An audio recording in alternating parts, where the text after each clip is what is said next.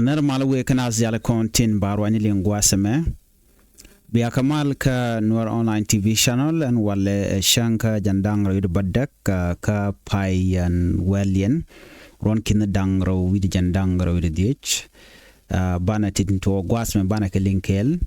bana rocha kalori to one and wale man yaman gore de tish me jiram jidit gwasme ka Nuer Online TV channel gore janonjin dere share dere jato be ka dere subscribe ka Nuer Online TV channel ko mi tek mi shibare da chamala shibe kiji bana man dan lero da gwasme bana je linkel ken yam take a video mu gorno de share kaya bana kulu wakatin koken video mo share me raje ke dunkwen or before that can connote and shana me raje ke very important pressing issues to be conquering wasamani okay share nyo gere then gore jano bana raje ke kui namaka jawo me mi bakwen ke yake la wasamani ler mishalat gan weren kon tin ngai kamandana lehrode jo me gore honorable rat moitang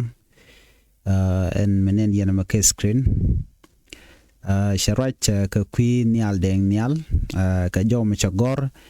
ki che post ka Facebook page de mugor no ba nywa yakel ka tadanen chelat ke jang ras moitang rami bumbum kwar ka kuma spelayo ka korgwa sedane shewe chaje kapin akirmi yadit ko chunga kel ke dark machar me chaje yen ko jente jere wich me chukuma kirmi yadit go jeno jen raje ko de reng machar de jelun kana do badana na kanware ke je kuma ki target dana ko na ko target ke je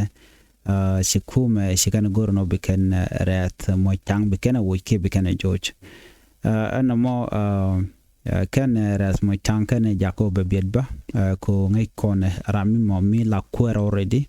mugoro en South Sudan der te kamal bashir manana ngai kon are ler kan me beja kwenya ka ta danan chelat keje rat moitang chelado wona ka talk English. What Honorable Nyal Deng Nyal said is not a revelation.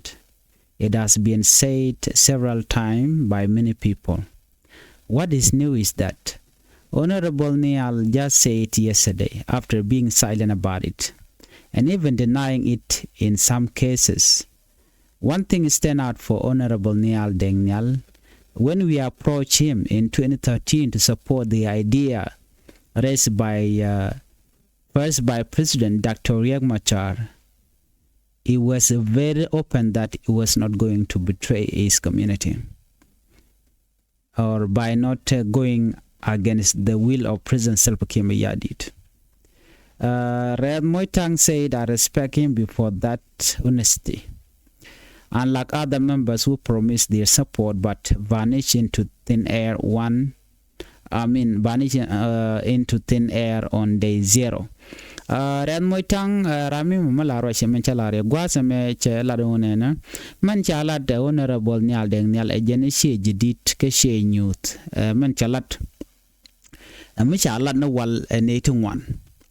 dioje dong if you remember man chalat Nyal Deng Nyal charaj ke kwiko me talk kor ke jarawi ke South Sudan deja avoid ne mi chikir mi yadi cha idea eda ne inshallah Dr. Machar no the national election de jalat ke je du mi che accept don china chicken de liu chi ran mo tang che kula do ne mi chit kana me chalat ne tungwan chi first time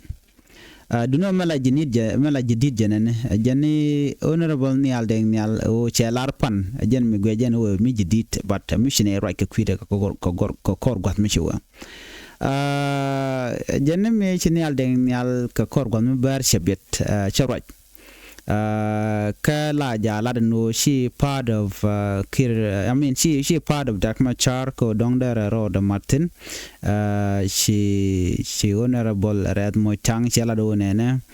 jani nial deng nial ke 2013 chine roi keje ko deres Dr. Machar idea there je support but cheluk kana gorno be support enona shala no jan logo jano be jang community ke dinka community dien be ke betrayed jan logo jano be neken be ke jogono emela dien mi jek lo dwale jen of course nial deng nial la ne ke video de pan eno jani an me do de je kor mes ne kate konte chi jen chit ke Dr. Machar janan logo no bawo level no ram jek neka. So which mean that a very clear message long manan and shalat point en nyal deng nyal ka cha bu nyoko lat gwas mentameno jen gul dwale jen ko logo jen obaje target janken jen mo kwala honorable rat mo tangwa the men chalat nyal deng nyal chine ko ra ke jen wal bat che logo no ko jan mi de no shikir mi yadi te dop che bay but right now cheben che blad George no ke mi chine lat ke jen wal che ko men la jidi de long gwa the men dong chine mat ke nyal deng nyal ke je o jen che brach George ka che tan dan tikir ke je che bu nyot na mi mo mo gwa long ka do bran che lat ke je ko en nyal deng nyal ne gwa se dan me tere kum ga kir mi yadit me che tiai sorry me chi Dr. Machar me che jere kum ka nyal deng nyal che dot ke kir mi yadit ke nge no me let kir mi yadit no mi je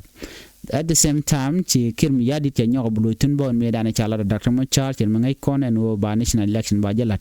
jen ko nyal deng nyal la no me dung mi chi kir mi yadit che ling me cha la Dr. Machar right now she ti dial chi ka go don't chi kor che de chi lia che de tuɔɔk ter kon de la mi chi kir mi yadit che accept so che nyal deng nyal bo che laro ko sharaj ka tuɔɔk che la honest person che la da gwa and do badan je na ga kir mi mo jen the same thing go Dr. Machar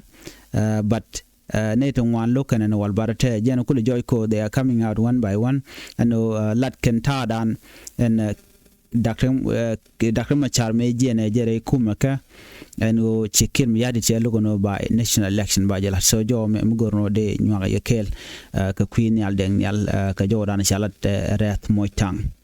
shalama gwa same Jordan dong gorno ben nyanga yekel bala ler mi shalat mi dong de gorno ben nyanga yekel bane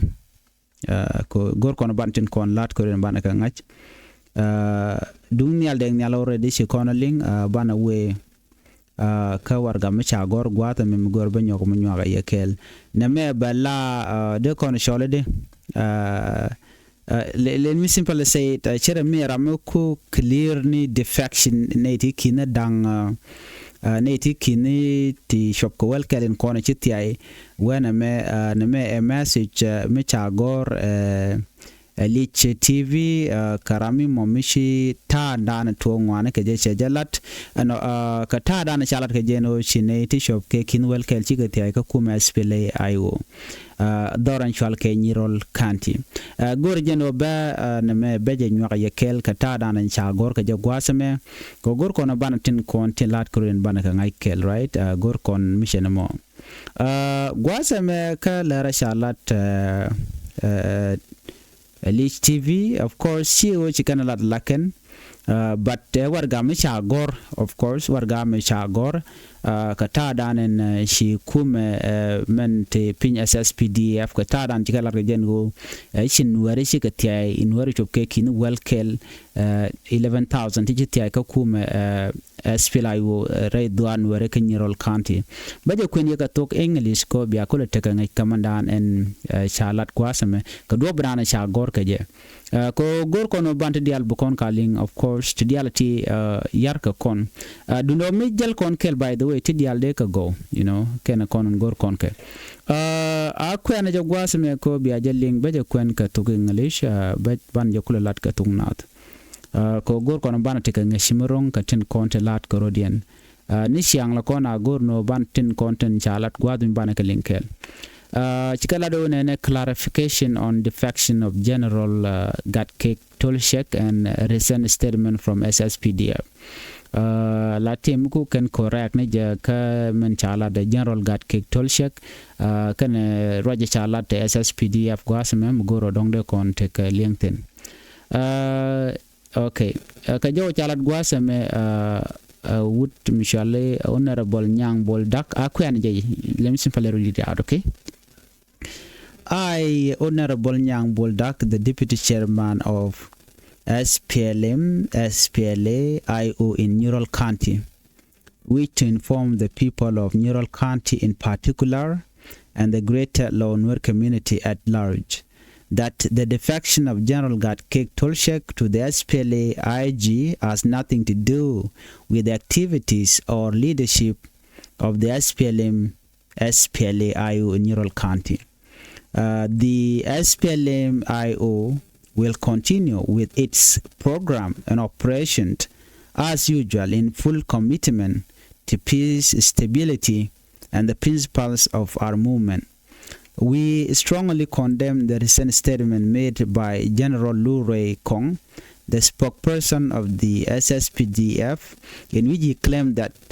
Riang, Pading, Nyambur, and Pultruk Payam are under SPLA IG control. This statement is false, misleading, and aimed at creating unnecessary tension within our communities. We condemn in the strongest term possible. Furthermore, I would like to inform Honorable Bull Marquette that he is ordered to leave Pulturuk Payam immediately. We, the community of Nyarkwach in general and Pading in particular, make it clear that setting foot in Pading or Riang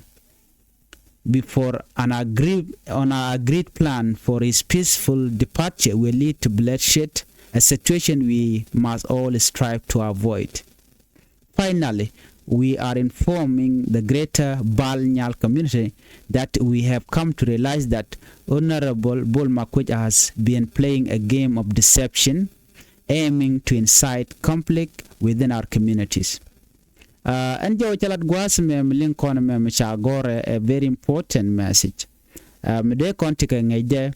enwo shawar ga chaja gor ka chaja clarified en wonene men chalat General Gatkek Tolshek ka chalat SSPDF are duara mi Nyirol County ke video ndi cha cheer ki take turn body o jadi shanen kan tunu toni tinyodo ishina chikan work kume Moraike kirma yadit chicken kula de wonene amishit kana me kane she kuma spela go teje tol ko jonan chalat ke jen kay warga misha gor Honorable Nyang Bol Dak jala de wonene jaram dala deputy chairman ko kuma spela ayo ki kwerrewda ka Nyirol County jana jongne ne diala content ka Nyirol County she wonin teje top ka Nyirol County woka great Nuer community ke liu and wo ta dan ci General Gatkek Tolshek chatya kaje kace oke SPLA IG telemi yara ka latin county let kum SPLA IOK ray wik Nyirol County jani bi SPLA IO ba were laneka shirkatin la lerna won lo telambi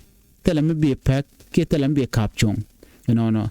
ko en SPLA IO ray wichin wi mi Nyirol County ci grodien yaja no gor ken mal ka gor ken no bu wich betek siang malam gwa ka no bala dial ba kalat ke gwire chit ke melat ke kume SPLAIO shekula da wona en kwara rawda ni Honorable Nyang Bol Dak jane shine man shalat General Lu Rui Kong chine kwet General Lu Rui Kong jaram dan la spokesperson ko kume SSPDF gwa michela da wona ne kane chikan doro shal ke Riang ka doro shal ke Pading kador shalke Nyambur kador shalke Pulturuk Payam ek chikala no take a pin SPLA IG la SPLA in government e chaka control ken janena me catch ka misleading gor kano bi community mentre witin gwinami bega take gagang na kamniken ku jamo chine ku der ka ta dana chikan mishikan lat ke jam akane kan reality chicken take control dun kume kirma yadi chicken nyola de wona na gone yo bene Honorable Bull Marquette bne laren wonene jene doran shalke pulturuk payam jene kapet na me woni muchatup mu wete jen kapet no community men te kanyar kwach kandial wona ka padding no jokene wonene mu wi shodu wi jenno ke wi benna be jal ka padding ke riang ajeno ci kontel mal ka kujamo beriem bedil loñ mu kan ci jome ci jeling so gone wojin bedil jien an gwada dana sitin ka jeni ka jen dor mo shal ke pultur payamone jeni immediately cine gurno bine nenten chalera me ci jettu chicken greater bal nyal community ba chicken nga ñogom ler kan kariet no jeni ci bal nyal community chicken ngajeno ci honorable bol makwich no wajen kariet ci jenno ke she game ci je play la game kaika mugoro jeno ba community be je daka je mugoro jeno be community be ke tekarol ka je ki be community be goro ne ka je ci jome chaje to ko wudeme ajen dordan tetin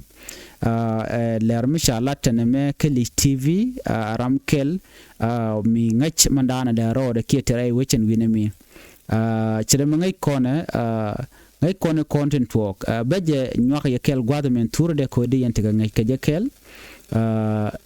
Ramadan ela deputy chairman te jaram mom nen yenamo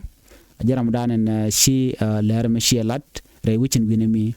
en woman chalat kuma kirmi yadit larkan no chetok ekach so ko kuje mamu kan ngot ka won yam re lenten kon let kenke jeno bi korba to ka jawdana chalat cha jo mo cha jetup ramdala deputy ka SPL mayo honorable nyang bol dak rajma cha share list TV so na me dara gwan wo de kon diala ngach ka ta dan en chingwan chi jal je ban jidil ngajen wone ne re wichin winami sirga mandana ngai konde diala kono tuok doran ngode tere rol wai tere rol ka kodi kan wer kan korin kon ngajen o kan ngane la tiaina bine tobi ke tiai bine ti nyok buga nyok tiai ene me ba kon kula nangne me la tiai ne tangwan lora bang you know shitket do badanan cha wer kon gwata me cha widien cha yar ke je no tiai we are kuma ka kirmi yadit dong ba yamu ka misham ke ba yamu ka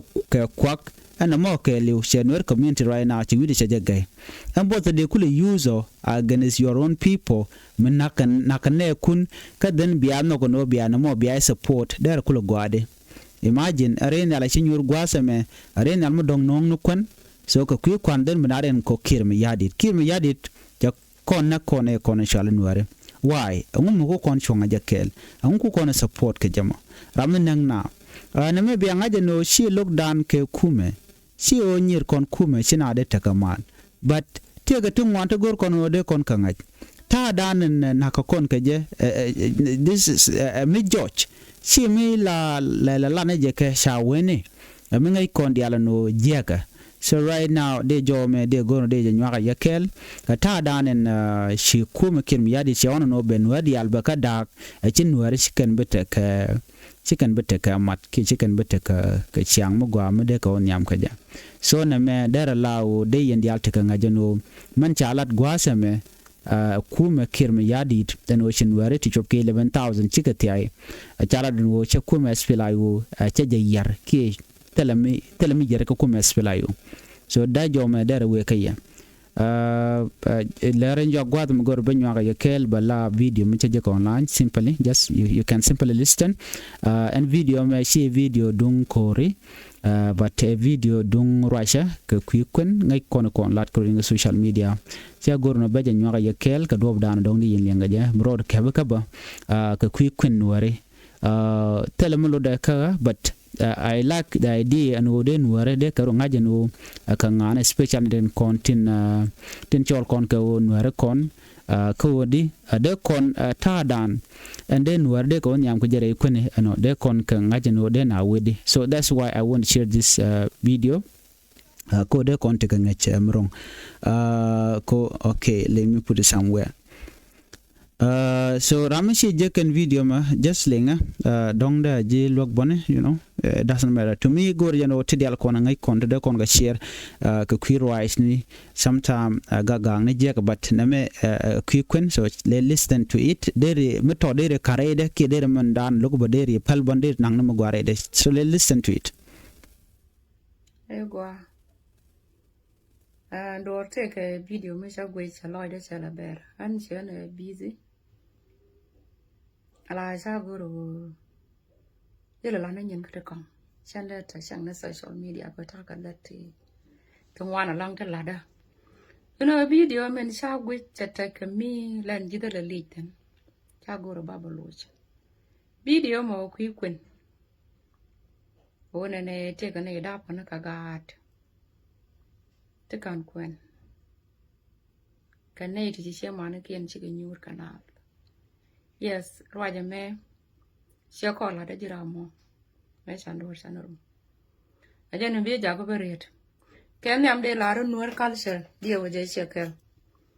Tung Nuera Jalakel, Moraicacon. Culture and shakel. Culture Nuer Mengaja, Mijin Shang Missacon Quenawanka. It is your more chicken new Resa Quenulat. Shower out the case when the audience is your more in a quokka. Ajan chau labo ke si mor ke kal serang aja mi jin nyama dab kel ke dabro yes le si mor ya rir ko ngai ke je wona ne ngudi jin gan metot te ka da cheng mu nyu duele no wanka me lat ke o ba kwen la ru cheng chu do kwen cái chị có wanna ka gan ngoan kia ga đi ngô để check de mà lo gut check mà ta ka ga do quen ka jami se da ga do với sa ga ke sa ka bu mat kor ga na ton kor ga na sa da no wan ka ki sa ka bu ka na se no redien sa na quen ke ko relationship du ne be ja ka mu bum ikiem mi te ga ikiem mu go a ke jen ba di lop ka ja sa na lut ka quen gweje bo abwara tamako bilia gro na nyuri sa kwenu lat kechile na daka ngudagim ite kamelel kwenu na kon sana ro liak ka chwana ro gor nyura maduele neira malade chen se garwaje wan gan kalara ne chero de ka kwenu kwen tamade pino kwena and nan rule kan wo show ta ko kan ga jero ka che mar roje ka ka chagalet ko ngak to bal ko hokun tala ramte yina gan ngwan me de kuje che mor tala ja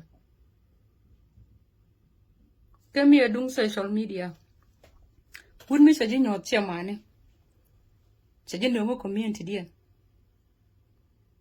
te yen kelen je ngu me de peno na ne bie soli show cái chuyện gì thế? Chuyện gì là cái social media đấy, dân point nó mua được thế rồi đó, cái chuyện gì thế? Cái nói dân thế cái mà gang, coi làm rồi là nó tốt, chuyện gì đạp gạt cái chuyện gì gor, cái chuyện logo bây giờ nhop, chuyện gì bên đó community đấy, cái chuyện mà này, chuyện gor bây giờ lát cái profile, cái nói chuyện nó cái gì? Gor này mà cái chuyện gor cái gì gạt bên. Chiro du bu par kanai do konden churan nyop sen ga makan hun mai lat ko porpala me kan lat ko porpala aje no mi nyo danga kala danga ko porpala tala mi de liang pin ka ja ko dare che tem dong me so to mun na ko golo kon chana ro kwet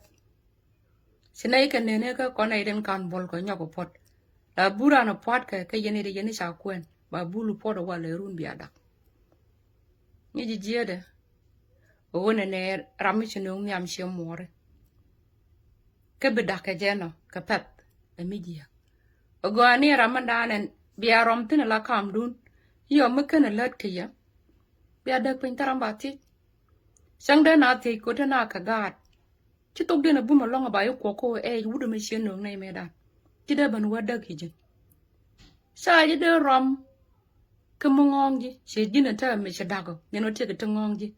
mi she mori right kene china nyur me dani wude me bejilen e biya dil takel she da no ko tin chi fe de jin duel ngai ke jin she me da bana dung liaga wona ne te ke ne sa dam ka ga so jin mi sai da gat kel ke chugura re logo be nyoga da braude she me di ne de konkut ke ja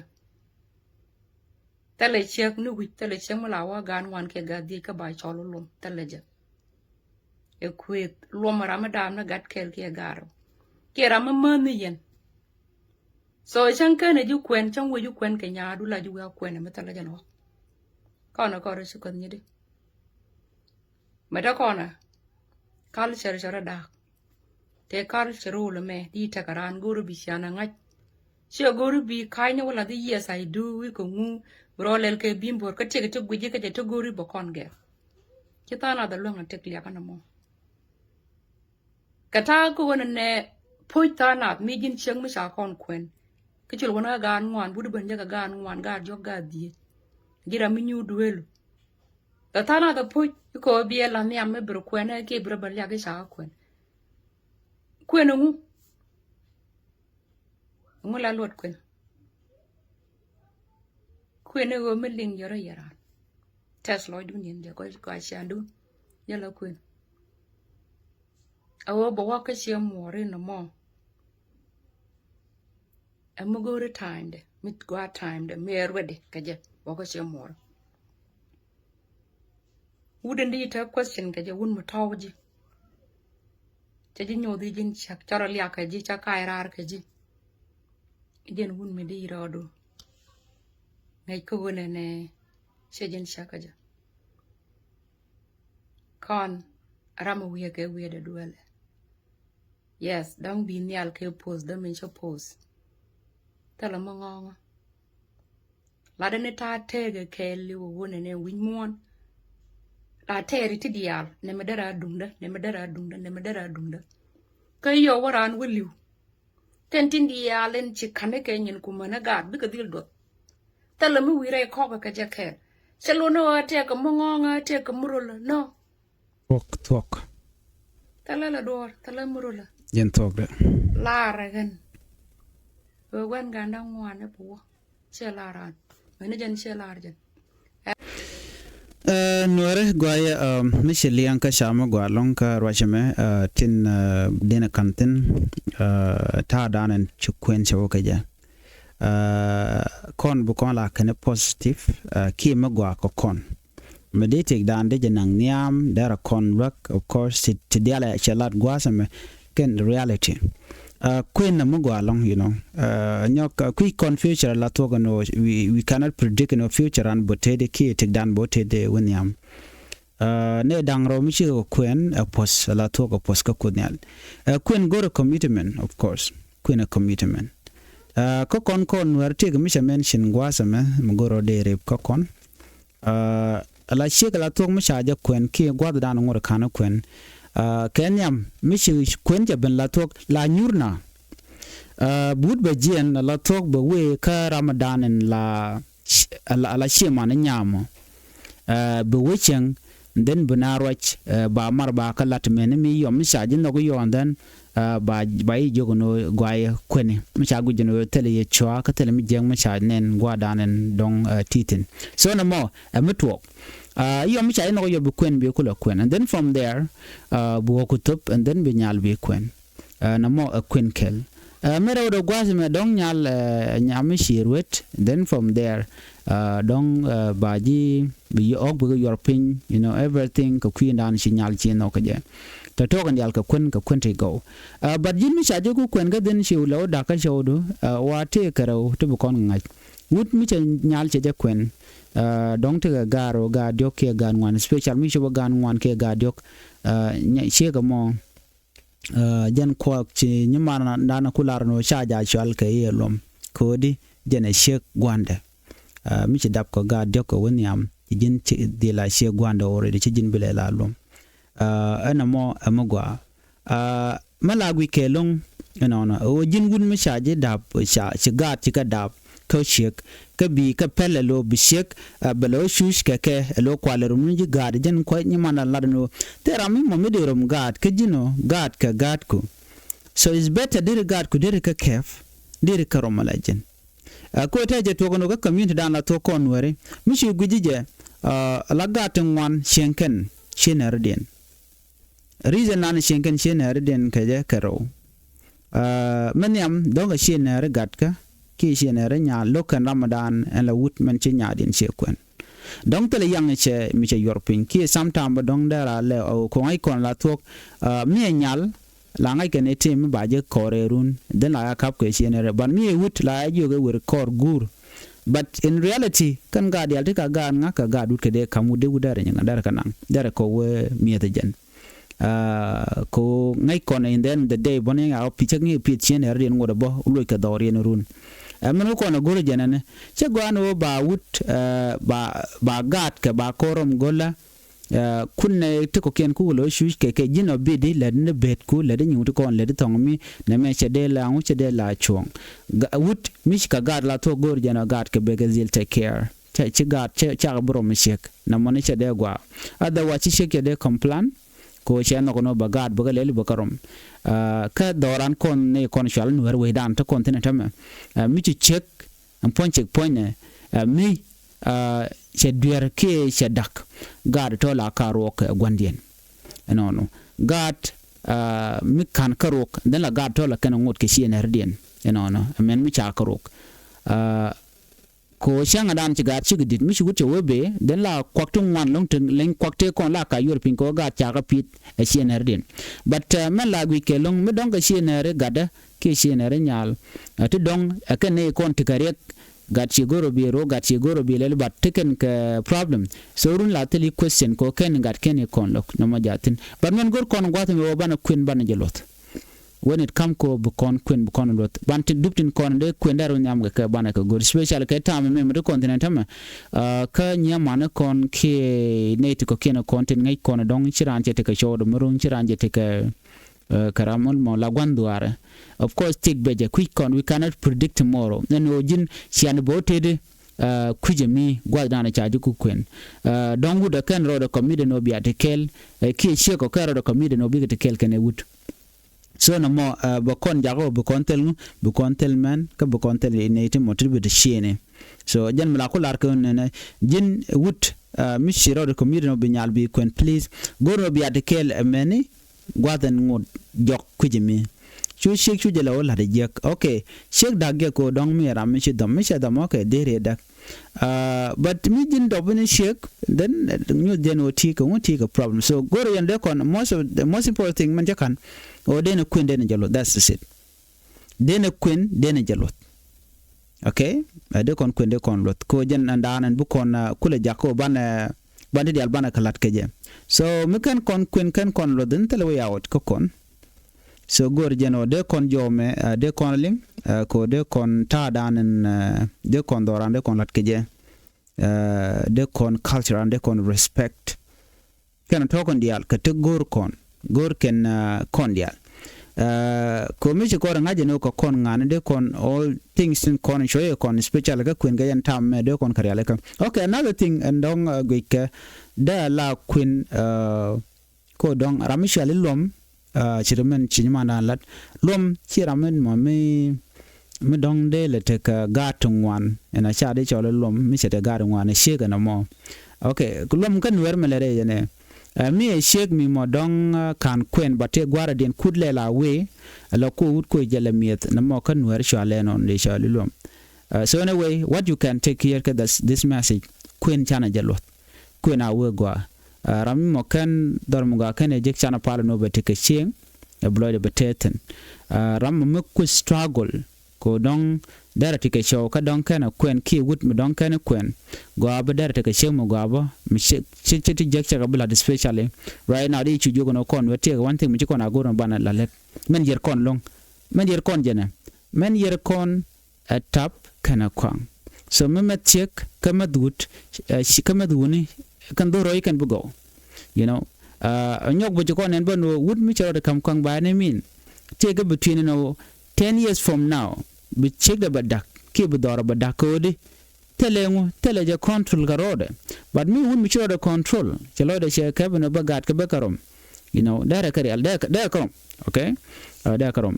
so jen do dana gore kwa message kwa share ge already share message ke share link nyima dan no do ba den na woni am ko jamore kun and thank you chilo ted boka ta dan chiro ke je jegan je ka social media tela kam ko ne je